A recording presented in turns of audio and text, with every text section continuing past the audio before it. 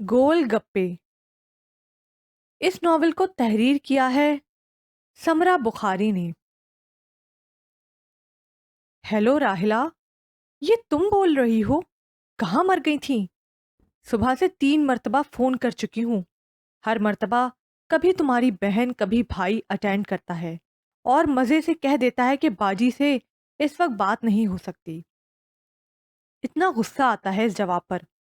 اگر تمہارے یہ بے ہدایت بہن بھائی میرے سامنے ہوتے، بلا تکلف ایک ایک جر دیتی دونوں کے۔ کہہ دینا ان سے میرے ساتھ ذرا تمیز سے بات کیا کریں، میں نہیں ایسا لہجہ برداشت کرنے والی۔ کیا کہا؟ خبردار جو تم نے اپنے بدتمیز بھائیوں کی حمایت کی۔ اچھا تو سو رہی تھی جناب صاحبہ، اور میں منٹ منٹ بعد فون کر کے ہلکان ہوتی رہی۔ بس اب ملاقات ہوگی تو تیار رہنا، میں گلا دبا دوں گی تمہارا۔ وہ بلا تکان بولے چلے جا رہی تھی۔ امی اور دادی تعصب سے اسے دیکھ رہی تھی اور کبھی ایک دوسرے کو بے بسی کے بھرپور احساس کے ساتھ اس کے نہ سدھرنے کا اشارہ سر کو دائیں بائیں ہلا کر دے دیتی۔ امی، آخر امی کے صبر کا پیمانہ لبریز ہو گیا۔ جھپٹ کر ریسیور قبضے میں لیا فون کریڈل پر پٹکنے کے بعد لگی اسے ڈانٹ پلانے۔ دادی بھی پیچھے نہیں تھیں۔ کیا تم نے اس طرح کی فضول باتیں کرنے کے لیے فون کیا تھا؟ آدھا گھنٹہ اس کے ساتھ چپکی بیٹھی رہی۔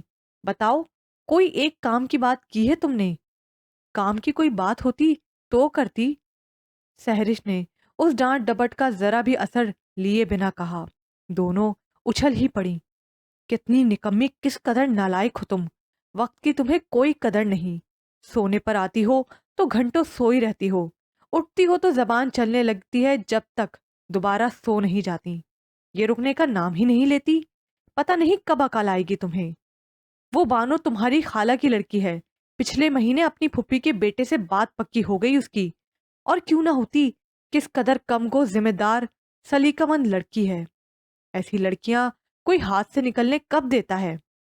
خاندان ہی میں بیائی جاتی ہیں، اور ایک تم ہو، سارا خاندان گنوں سے واقف ہے۔ کون آئے گا رشتہ لے کر؟ جو خوش نصیب ہوگا وہی آئے گا۔ انداز میں لاپرواہی اور خود پر کچھ مان سا بھی تھا۔ اب تقریر کی باری امی کی تھی، اور وہ سوچ رہی تھی اسٹار پلس پر پسندیدہ پروگرام شروع ہونے میں آدھا گھنٹہ باقی رہ گیا ہے۔ بس وہ ایسی ہی تھی، ماں کے مزاج سے قطعی مختلف، بڑبولی اور لاپرواہ۔ کام کرنے سے جان جاتی، پکا پکایا سامنے آ جائے پھر آنکھیں بند کر کے شروع ہو جاتی تھی۔ دادی کو ہول اٹھتے، اتنا کھاتی ہے موٹی ہو جائے گی، پھر تو کوئی بھٹکے گا بھی نہیں۔ ہمیں کسی کا انتظار بھی نہیں۔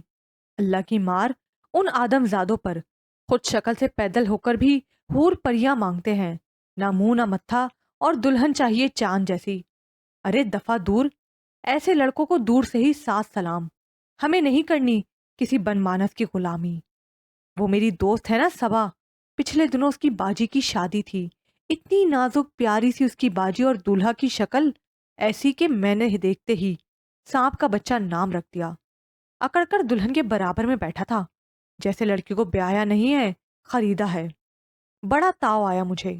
دو غبارے اس کے کان کے قریب پھاڑے تو اچھل پڑا، اور سارے ہال میں کہہ کے گونجنے لگے۔ دودھ پلائی کی رسم ہوئی، موصوف دودھ پینے کو تیار ہی نہیں تھے۔ ساتھ ایک لنگور کا بچہ دوست بھی بیٹھا، بڑھ بڑھ کر چھچورے مذاق کر رہا تھا۔ میں نے صبا سے کہا، ذرا مجھے ہلکا سا دھکا تو دینا۔ اس نے ایسا ہی کیا، اور میں نے دودھ دولہا صاحب اور ان کے دوست پر گرا دیا۔ دونوں کی شکلیں دیکھنے والی ہو رہی تھیں۔ دودھ میں ڈالے گئے پستے بادام دولہا کی مونچھوں پر سج گئے تھے۔ دوست کی آنکھوں میں دودھ کی کچھ جھپٹیں پڑ گئی تھیں، چکنائی کی وجہ سے اسے دھندلا دکھائی دینے لگا تھا۔ سچی بڑا ہی مزہ آیا۔ مزے کی بچی، وہاں موجود ہر عورت نے کہا ہوگا، اس لڑکی کی تربیت میں کمی ہے، آفت کی پرکالہ ہے، جس گھر جائے گی خون کے آنسو رلائے گی۔ کہتی ہیں تو کہتی رہیں، میں کسی کے گھر جانے کے لیے مری تھوڑی جا رہی ہوں۔ آہا، میرے دوست صرف تمہاری وجہ سے ہمارے گھر نہیں آتے، کہتے ہیں تمہاری آپی بول بول کر دماغ کھا جاتی ہیں۔ 10 سالہ کاشف نے جتایا، دماغ ہے ان پاگلوں کے سر میں، اور اچھا ہے، بلکہ بہت اچھا ہے جو نہیں آتے۔ بدتمیز لڑکے جب بھی آتے ہیں ڈرائنگ روم کباڑ خانہ لگنے لگتا ہے، اور جو لاؤنج میں بیٹھ جائے تو وہاں بیٹھنا اور بھی عذاب ہو جاتا ہے۔ اس قدر گند مچاتے ہیں، فروٹ کھائیں گے، چھلکے پورے کمرے میں بکھیریں گے، چائے پیئیں گے کپ ادھر ادھر لڑکا دیں گے، بسکٹ نمکو مٹھائی کیک سب منٹوں میں صاف۔ انہیں کہو اپنے گھر سے کھا کر آیا کریں، نہیں تو کسی دن غصے میں انہیں کھا جاؤں گی۔ اور جو تمہارا چھوٹا سا آلو سا… بس کرو سہرش، خدا کے لیے خاموش ہو جاؤ۔ کوئی قسمت کا مارا آدھے گھنٹے تم سے بات کر لے، تم 1.5 گھنٹہ اس کی جان چھوڑنے پر آمادہ نہیں ہوتی۔ میں پوچھتی ہوں، تم بول بول کے تھکتی نہیں ہو؟ لو دادی اماں کی سنو۔ بس دادی آپ بھی جب بھی بولیں گی نرالی ہی کہیں گی، بھلا بولنے سے بھی کوئی تھکتا ہے؟ ہاں خاموش رہو تو پھر کبھی سر میں کبھی کمر میں درد سا ہونے لگتا ہے۔ توبہ، اسکول کی اور اب کالج کی لائف مجھے اسی لیے تو عذاب لگتی ہے۔ وہ جو میڈم الطاف ہے نا، وہ تو مجھ سے بہت ہی خار کھاتی ہیں، کہتی ہیں بس خاموش۔ امی نے ڈپٹ کر کہا، ایک تو اس گھر میں کوئی بھی میری بات سننے کو تیار نہیں ہے۔ اس سے پہلے کہ اس موضوع پر تقریر ہوتی، رشتے کی چچی زاہدہ چلی آئیں۔ امی اسے رشتہ دار خواتین کے سامنے بیٹھنے ہی نہیں دیتی تھیں۔ حالانکہ رشتہ داری میں پردہ کہاں تک رکھا جا سکتا ہے، مگر پھر بھی وہ چاہتی تھی کہ سہرش کو ان کے سامنے زبان کے جوہر دکھانے کا کم سے کم موقع ملے۔ چچی بیٹے کی شادی کا کارڈ لے کر آئی تھی، جلدی میں تھی، کچھ دیر بیٹھی اور آنے کی پرزور تاکید کر کے چلی گئیں۔ لو جی، یہ تو ہوا کے گھوڑوں پر سوار تھی، آئیں اور چلی گئیں۔ ویسے مجھے تو ایسے مہمان بڑے اچھے لگتے ہیں، چائے بھی نہیں بنانی پڑی۔ وہ ایسے اعلیٰ مذاق پر اکیلی ہی ہنس پڑی، پھر امی کے ہاتھ میں کارڈ دیکھ کر بولی، یہ کیا ہے؟ کس کی شادی ہو رہی ہے؟ ذاکر کی شادی ہے۔ کتنا اچھا لڑکا تھا، مجھے اور اماں کو بڑا ارمان تھا، مگر ہمارے نصیب… دوسروں سے کیا، مگر ہماری اپنی ہی چیز میں کوئی گن نہیں ہے۔ ہائے اللہ، وہ ذاکر پسند آ گیا تھا آپ دونوں کو؟ وہ بانس کی طرح لمبا سوکھا، احمق بے وقوف، بات تک کرنا نہیں آتی اسے۔ ہاں تمہارے نزدیک تو سب سے بڑا فن باتیں بنانا ہی تو ہے۔ باپ کے کاروبار میں ہاتھ بٹانا شروع کیا ہے اور دیکھتے ہی دیکھتے کاروبار کو کہیں سے کہیں پہنچا دیا ہے۔ بہرحال شکر ہے خدا کا، ایک کن کھجورا تو ٹھکانے لگا۔ اوئی، مجھے تو سوچ سوچ کر ہول اٹھ رہے ہیں۔ آپ مجھے… توبہ توبہ، جھرجھر سی لے کر بات ادھوری چھوڑ دی۔ آ لینے دو احمد کو، کہتی ہوں صاحبزادی کے دماغ 7ویں آسمان پر ہیں۔ اس کے لیے بادشاہوں شہزادوں کو مدعو کرو، شاید کوئی پسند آ جائے۔ ہائے دادی، اب کہاں بادشاہ اور شہزادے، اب تو بادشاہت کا ہی خاتمہ ہو گیا۔ چند ممالک میں رہ گئی ہے، اور ان ملکوں کے عیاش بادشاہ عیاش شہزادے ہیں۔ میں تو یہ سب برداشت نہیں کر سکوں گی۔ رات کو رات کو دودھ کے گلاس میں کیسٹر آئل ڈال دوں گی اور کہوں گی پیو اور ساری رات موج کرو۔ پتہ نہیں تجھے کب عقل آئے گی۔ کیوں؟ آپ کے ذہن میں اس کے لیے کوئی اور بہتر ترکیب ہے؟ چھوڑیے اماں، آپ بھی کس کے ساتھ باتوں میں لگ گئی ہیں۔ یہ بتائیں شادی پر دینا کیا ہے؟ دینا دلانا بعد میں سوچ لیجئے گا، پہلے میری بات سن لیں۔ میں نے کم از کم 2 نئے جوڑے بنوانے ہیں، مہندی کے لیے گرین اور بلو کنٹراسٹ والا، اور شادی کے روز لہنگا پہنوں گی۔ کلر پہلے سے میرے ذہن میں ہے، بلو پر سلور کام بڑا پیارا لگے گا۔ ہم تمہارا جہیز نہیں بنا رہے، چپ کر کے بیٹھو۔ کمال کرتی ہیں، اچھے کپڑے نہیں پہنوں گی تو اچھی کیسے لگوں گی؟ اور جب اچھی نہیں لگوں گی تو کسی کماؤ پوت کی ماں خاک میری طرف میٹھی نظر سے دیکھے گی۔ میں نے کہا نا، ایسی کتر کتر چلتی زبان والی کو کوئی پیار سے نہیں دیکھا کرتا۔ ہو سکتا ہے اسے گھر کے سناٹے دور کرنے کے لیے چہکتی مینا کی ضرورت ہو۔ اس وقت ہمیں تمہاری ضرورت نہیں، جاؤ اٹھ جاؤ یہاں سے، ورنہ کچھ کھینچ ماروں گی۔ وہ برا سا منہ بنا کر اٹھی، صحن کی دیوار کے ساتھ کرسی رکھی اور اس کی ہمکی پر کھڑی ہو کر پڑوس میں رہنے والی زرکا سے باتیں کرنے لگی۔ شادی سے 4 روز پہلے ڈھولکی کا سلسلہ شروع ہو گیا۔ چچی زاہدہ نے بار بار فون کر کے شام کو آنے کی تاکید کی۔ دادی کی طبیعت کچھ صحیح نہیں تھی، اور یوں بھی اس شور شرابے میں تھکن بڑھ جاتی ہے۔ انہوں نے جانے سے صاف انکار کر دیا۔ ابو تو خیر اس خالص زنانہ تقریب میں کیا جاتے، پروگرام یہی بنا کہ امی، سہرش اور دونوں بھائی چلے جائیں گے۔ ایسی تقریبات میں اسے بڑا مزہ آیا کرتا تھا۔ شام کو خوب دل لگا کر تیار ہوئی، خوب گہری سی لپسٹک لگانے پر امی سے ڈانٹ بھی پڑی، مگر وہ بھی ڈھیٹ تھی۔ اسی طرح زاہدہ چچی کے ہاں گئی، جا کر چند روز تک دولہا بننے والے ذاکر کو خاص طور پر دیکھا۔ شاید متوقع خوشی نے شخصیت پر اچھے اثرات مرتب کیے ہوں، مگر مایوسی ہوئی۔ بیچاری دلہن ابھی سے ہمدردی ہونے لگی، لڑکیوں کے ٹولے میں آ کر بیٹھ گئی، ڈھولک قبضے میں لے کر جتنے بھی زی میوزک کے گیت یاد تھے لہک لہک کر گائے۔ گاتے گاتے سامنے کندھوں پر سرخ دوپٹہ ڈال کر چوکے پر بیٹھے ذاکر پر نظر پڑی۔ ہونٹوں پر مسکراہٹ، آنکھوں میں پتہ نہیں غرور ہے کہ سرور سب لڑکیوں کو یوں دیکھ رہا ہے جیسے اس کے دربار کی کنیزیں ہیں، اس کا دل بہلانے کے لیے آواز کا جادو جگا رہی ہیں۔ منحوس صورت اور بھی منحوس لگ رہی ہے۔ لو جی، پتہ نہیں کیا سمجھے بیٹھے ہیں، ہم سب تو اپنا دل بہلانے کو گا رہی ہیں۔ بڑے آئے کہیں کے راجا جی۔ خوامخواہ ہی غصہ آ گیا۔ اب جو نیا گیت شروع کیا، بول تھے: لڑکا تو ہے دیوانہ۔ تمام لڑکیوں نے حیرت سے اسے دیکھا، یہ یاد دلایا: ہم لڑکے والوں کی طرف سے ہی محفل میں شریک ہیں، سچ بولنے میں کیا حرج ہے؟ شانے اچکائے: یہ فاؤل ہے۔ ذاکر صاحب بدتیزی کی نمائش کے ساتھ احتجاج کر رہے تھے۔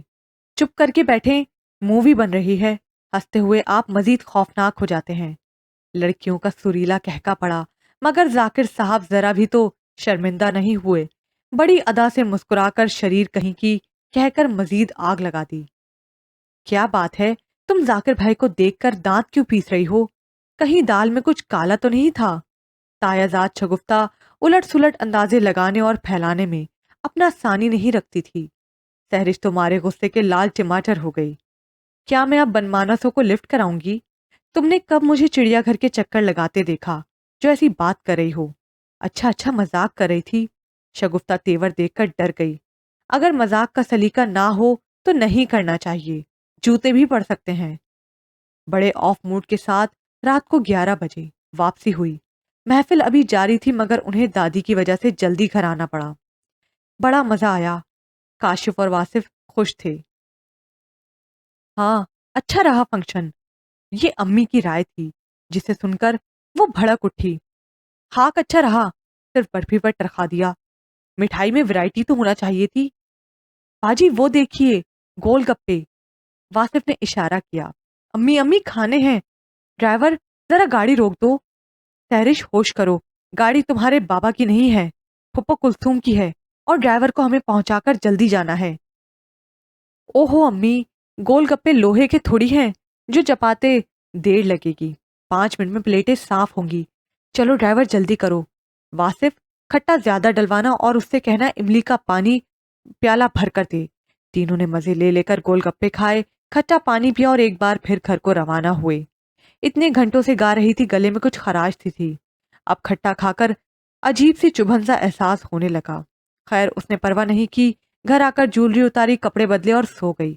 مگر صبح صورتحال خاصی خوفناک تھی، گلے میں شدید درد تھا، کچھ کھانا پینا محال ہو رہا تھا۔ ہائے، آج تو مہندی ہے، آواز کا جادو جگانے کہہ کے لگانے کا حسین موقع، اور میں یہ موقع گوا رہی ہوں۔ آنکھوں میں آنسو تیرنے لگے، مگر ضبط سے کام لینا پڑا، رونے سے درد بڑھ رہا تھا۔ سارا دن دادی ٹوٹ کے آزماتی رہی، مگر نتیجہ صفر۔ شام کو نیا سوٹ بھی پہنا، میک اپ بھی کیا، مگر کیا فائدہ، وہ اداس اور رنجیدہ سی تھی۔ تقریب میں امی اور دادی نے ہنس ہنس کر اس کے گول گپے کھانے کے شوق کے بارے میں بتایا۔ وہ کچھ کہہ بھی نہیں سکی، اتنی باریک سی تو آواز ہو رہی تھی، بول پڑتی تو سب مذاق اڑاتے۔ آج ڈھولک شگفتہ کے قبضے میں تھی کہ اسے بخار بھی ہو رہا تھا۔ وہ گانے کے ساتھ ساتھ بجانے سے بھی قاصر تھی، مگر گیت گاتی لڑکیوں کے دائرے میں ضرور بیٹھی تھی۔ اور یہی احمد کمال نے اس بھولی صورت والی خاموش سی لڑکی کو دیکھا تھا۔ کتنی منفرد، کیسی ذہین اور پیاری دکھائی دیتی ہے۔ گلا پھاڑ پھاڑ کر اوٹ پٹانگ گیت گانے والیوں کو کچھ بیزاری سے دیکھتی ہوئی، کوئی بات کر لے تو مختصر جواب دیتی ہوئی۔ مجھے ایسی ہی کم گو اور ذہین لڑکیاں تو اچھی لگتی ہیں۔ فوراً آپا کو بلا کر لڑکی دکھائی۔ واقعی ہے تو پیاری اور تمہاری پسند کے عین مطابق خاموش تابے بھی۔ آپا مسکرائی پھر بولی، میں آنٹی سے پوچھ کر آتی ہوں کہ یہ ہے کون اور کہیں منگنی شدہ تو نہیں۔ جب تک آپا پتہ کر کے نہیں آئی وہ وسوسوں میں گھرے ادھر ادھر کھڑے اسے ہی دیکھتے رہے۔ آنٹی کے بھائی کی اکلوتی بیٹی ہے، منگنی منگنی نہیں ہوئی، ابھی پڑھ رہی ہے، یہ فنکشن ختم ہو لے پھر جاؤں گی ان کی طرف۔ اگلے روز بھی وہ خاموش باوقار دکھائی دی، اپنی دادی کے پاس بیٹھی۔ بھلا آج کل کی لڑکیاں بزرگوں کو کہاں اتنی توجہ دیتی ہیں۔ ولیمے کے روز اسے بخار تھا، شامل ہی نہیں ہو سکی۔ پھپھو نے اسی روز امی اور دادی کو ان لوگوں کے بارے میں بتا دیا تھا۔ احمد کمال پھپھو کے لائق فائق صاحبزادے یعنی کامران بھائی کا دوست تھا۔ پھپھو ان کی فیملی کی بہت تعریف کر رہی تھی۔ وہ لوگ رشتہ لے کر آئے تو سوچ بچار میں زیادہ دن نہیں لگائے گئے کہ کامران بھائی کی گارنٹی کافی تھی۔ ہاں کرنے کے بعد دادی نے اگلے ہی ہفتے نکاح پر بھی زور دیا۔ لڑکے والوں کو کیا اعتراض ہو سکتا تھا؟ البتہ سہرش کے والد اپنے گھر کی خواتین کی اس فرمائش پر کچھ حیران سے ہوئے تھے۔ بہو، اب اسے دوائیں دینا بند کر دو، نکاح تک گلے کی تکلیف برقرار رہے تو اچھا ہے، اور میں تو سوچ رہی ہوں جا کر اس گول گپے والے کا بھی شکریہ ادا کر آؤں جس کے ٹاٹری بھرے گول گپوں نے یہ خوشی کا دن دکھایا ہے۔ دادی نے تو یہ بات بڑی سنجیدگی سے کہی تھی، مگر امی اور دونوں بھائی بے اختیار سے ہنس پڑے۔ سہرش کے لبوں پر بھی مسکراہٹ دوڑ گئی اور دادی کہہ رہی تھی، اس کے لیے مٹھائی کا ڈبہ بھی لے کر جاؤں گی۔ یہاں پہ یہ ناول اختتام پذیر ہوا۔ مزید ناول سننے کے لیے چینل کو سبسکرائب کیجیے، ویڈیوز کو لائک کیجیے اور اپنی ریکویسٹ کمنٹ باکس میں ضرور بتائیے گا کہ آپ کون سا ناول سننا چاہتے ہیں۔ تب تک کے لیے اللہ حافظ۔